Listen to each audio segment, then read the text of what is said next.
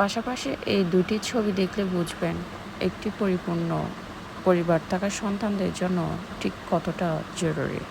সন্তানদের কথা ভেবে বাবা মায়ের একসাথে থেকে যাওয়াটা, বাবা মায়ের বিচ্ছেদ কখনোই সন্তানদের জন্য মঙ্গলজনক নয়, সেটাই যেন প্রমাণ পায় এই ছবি দুটির মাধ্যমে। এই যে বিশেষ দিন ছাড়া শাকিব খান তার সন্তানদের পাশে থাকেন না, কিংবা সন্তানরা বাবাকে পান না।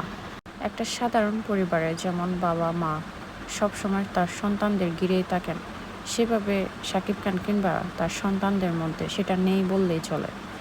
আর এই কারণেই হয়তো বাবা ছেলের মধ্যে কিছু একটা থেকেও নেই।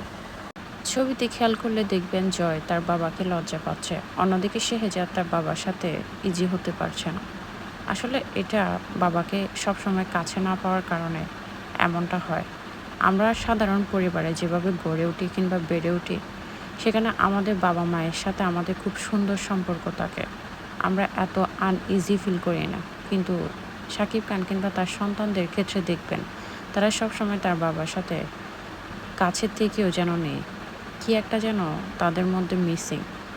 একজন মানুষ কিংবা একটা পরিবার যত বড় স্টার কিংবা মেগাস্টারের পরিবার হোক না কেন, সে সন্তানদের সাথে বাবার সুসম্পর্ক কিংবা স্বাভাবিকভাবে আমরা যে সম্পর্ক দেখি বাবা মা কিংবা সন্তানদের মধ্যে, সেটা না থাকে, তাহলে তাকে আর সুপারস্টার কিংবা মেগাস্টার বলাটা ভুল হবে।